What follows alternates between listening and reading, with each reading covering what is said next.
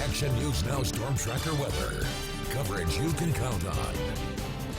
And smoky skies remain over northern Butte County, as you can see from our Cohasset camera. Now, Chief Meteorologist Jason Stiff with us now. Jason, can we expect a change anytime in the near future here? I wish we could. Eventually it will change, but not in the foreseeable future. In the short term, we have a lot of smoke and not a lot of wind. I want to show you the smoke forecast actually for the next 24 to 48 hours, and it's not looking encouraging, as you can see, looking at much of northern and central portions of California. It's going to get worse tonight and also tomorrow with all this smoke pouring in from the August complex, the Zog Fire 2, and by Friday morning it really advances eastward, slowly but surely, just inundating a good portion of the valley as well as the foothills and the mountains. So we are far from being done with this smoke. It's going to be here through the weekend and early next week before we have a real good pattern change ahead for us. It's just not here right now. And you can see, taking a live look outside, it is a very orange sky. Unfortunately, the temperatures have been above average. Chico suppressed a little bit compared to yesterday,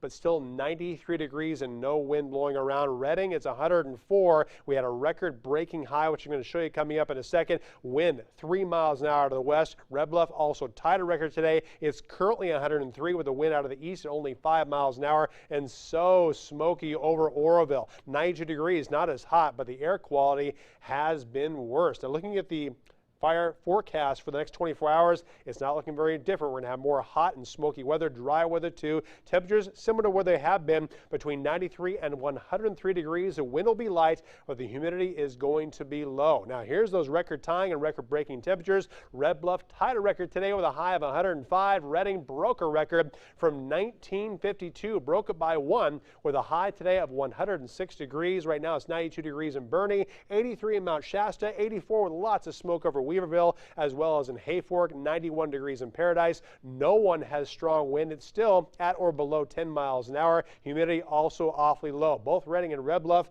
have 9% relative humidity. Now, the satellite and radar, certainly no rain clouds outside and no clouds of any kind. We just have all the smoke, and that's the way it's going to be in the next 24 to 48 hours. Looking at Futurecast, hour by hour, all the clouds are going to be the marine layer clouds off the coast. Nothing for interior California, and also no good chances for any wind to blow the smoke out of the way. So we're still going to have to deal with this through early next week. We'll have a cooling trend ahead, which you'll see in the 7-day forecast, but it's going to be a while before we have a completely blue sky. Here's your forecast for Friday. We're going to have more 80s for the northern mountains, and it would be in the 90s if it wasn't for all the smoke in the air. For the Sierra, 80s and lower 90s for highs tomorrow. Still smoky air. Cool morning too, dropping down to the freezing mark in Alturas with a high of 87 degrees. That's where Sterling City is going to be tomorrow with a high of 87 after a morning low of 67 degrees. For the valley tonight, we'll have lows mainly in the 60s. Highs will be hot tomorrow, but not as hot as today. Still 100 to 102 degrees. And for the Chico area, we'll have lows tonight in the 60s for the most part. Have some upper 50s around Marysville.